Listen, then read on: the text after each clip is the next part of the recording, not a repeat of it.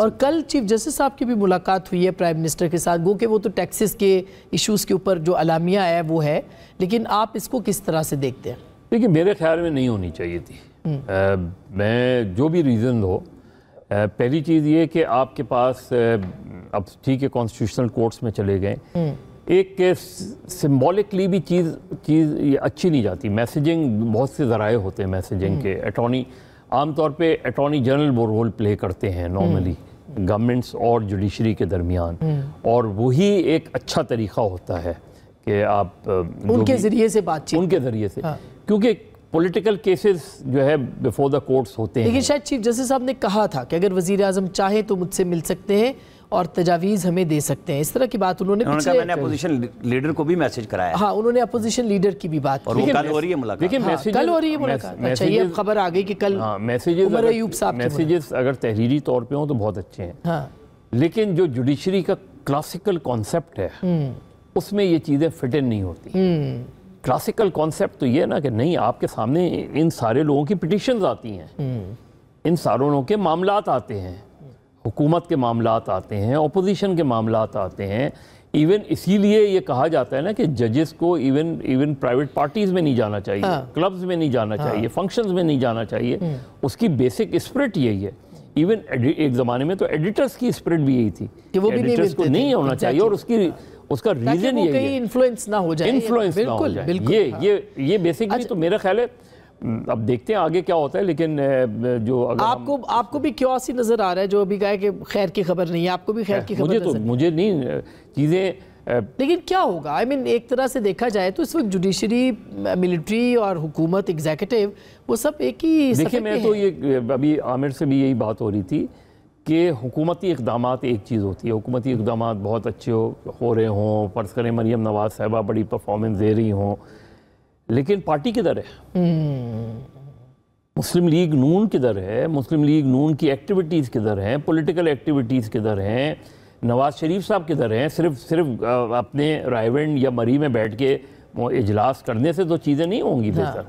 Ground پہ آپ نے بہت لوز کیا ہے، اس گراؤنڈ کو آپ گین کیسے کریں گے؟ اسی طرح اپوزیشن کے ون بائی اندر جو بھی انہوں نے اقدامات کیے وہ نہیں اٹھ پائی نا. تحریک کیوں نہیں اٹھ پائی؟ تو اس کو ذرا سیریسلی ڈیبیٹ تو کریں. کر رہے ہیں بالکل. کل ہم دیکھ رہے ہیں کہ 2-3 دنوں سے میاں صاحب بھی ملاقاتیں کر رہے ہیں لوگوں کے ساتھ، اور پھر عرفان صدیقی صاحب سے انہوں نے کہا ہے کہ اب اس گروہ کے ساتھ جو ہے وہ بات چیت نہیں ہو سکتی. تو ہم یہ سمجھیں کہ پی ٹی آئی کے ساتھ اب بات چیت نہیں ہوگی، مذاکرات بند ہو گئے.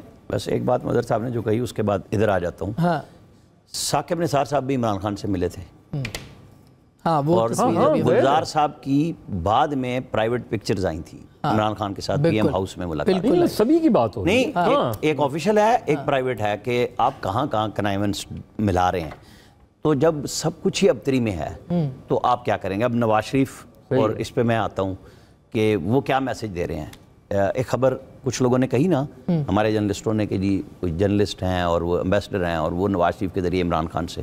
تو آپ یہ سمجھیں کہ ایک اور جرنلسٹ، پروفیسر جرنلسٹ، اور اب پی ایم ایل این کے سینیٹر صاحب کے ذریعے یہ جواب آیا کہ ہم کسی ایسے گروہ سے بات نہیں کر رہے. یہ اسی طرح کا جواب ہے جیسے مشاہد حسین سید نے پہلے ٹرمپ کا کہا، پھر انہوں نے ترک صدر کا کہا. تو میں بڑا اس کو واچ کر رہا تھا کہ ترک صدر کے ساتھ کیا ہوگی. تو میں نے شیڈول دیکھا تو ایک میٹنگ تھی پرائم منسٹر، آرمی چیف اور ترک صدر کی 10 منٹ کی.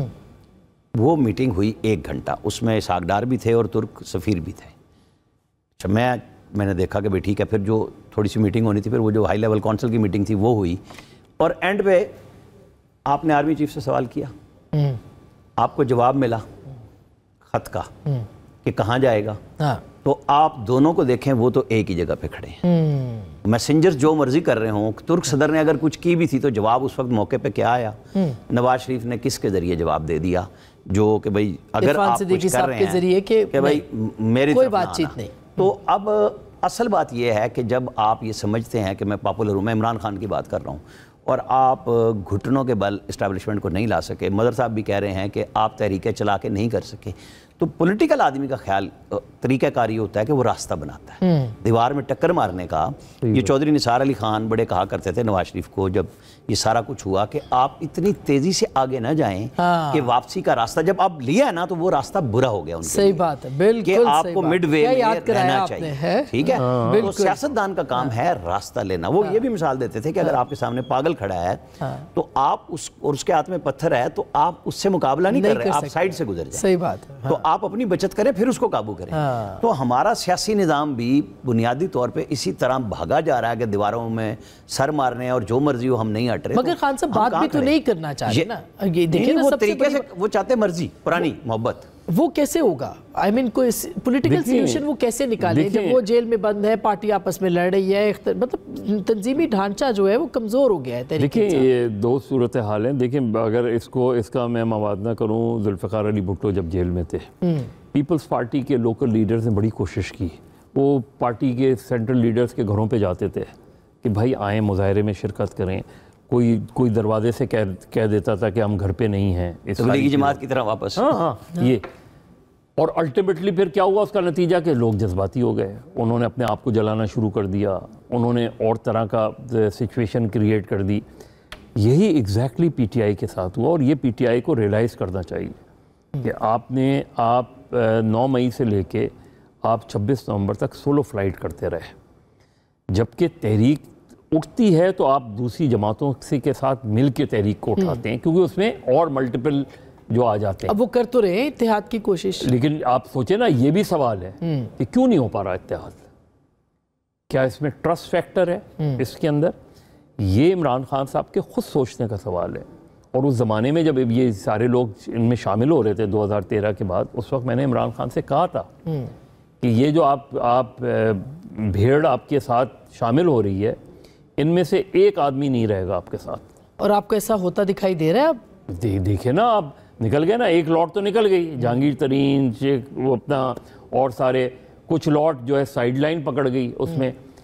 اب اور دیکھیں نا, جماعت اسلامی ان کے ساتھ اتحادی رہی ہے 2013 سے 2018. اب وہ کیوں جماعت اسلامی ان کے ساتھ مولانا کہتے ہیں پہلے آپ ہمارے تحفظات دور کریں, اس کے بعد ہم آتے ہیں. جب یہ سچویشن ہو تو تحریک انصاف کو دیکھنا چاہیے کہ ہمارے پاس پولیٹیکل سولوشنز کے لیے راستے کیا ہیں اس کے اندر. ایک یہ کہ بڑا اتحاد بنائیں, وہ نہیں بات ہو پا رہی تو آپ نے یہ تو سولو فلائٹ تو اب آپ چھوڑنا پڑے گا. اب آخری 1 منٹ ہے, یہ فارورڈ بلاک بنے گا, یہ الیکٹیبلز اڑ جائیں گے پنچھیوں کی طرح, یا آپ کو لگتا ہے کہ فارورڈ بلاک بنا کے الگ ہو جائیں؟ میں اس فارورڈ بلاک سے زیادہ جو اسد قیصر کے گھر مولانا فضل الرحمان نے کہا کھانے پہ کہ پہلے ہمارے تحفظات دور کریں پی ٹی آئی سے, اور ساتھ اناؤنسمنٹ یہ کروائی جذباتی ہو کے کہ کہیں کہ حکومت جائے اور الیکشن کرائیں گے. پھر کامران مرتضیٰ صاحب نے پرسوں کہا ہے کہ ہم نے اسد قیصر کو اپنے تحفظات دیا, ہمیں جواب. تو تحفظات پی ٹی آئی کے ساتھ کون؟ اور وہ لوگ کہتے ہیں کہ حضور عمران خان صاحب کب واپس لیں گے اس اتحاد کے فیصلے کا؟ آپ ہمیں گارنٹی دینا, ہم کیسے کام. اچھا, کوئکلی چیف الیکشن کمشنر پہ کیا ہوگا؟ ٹائم ختم ہو گیا ہے. میرا نہیں خیال کہ ابھی کچھ بھی ہوگا, ابھی کچھ نہیں ہوگا, یہی کنٹینیو کریں گے. اور وہ آلریڈی ہے کہ جب تک نہیں ہوگا جب تک یہ چلتے رہیں گے, قوانین موجود ہیں. بہت شکریہ ناظرین, گفتگو آپ نے سنی صاحب کا.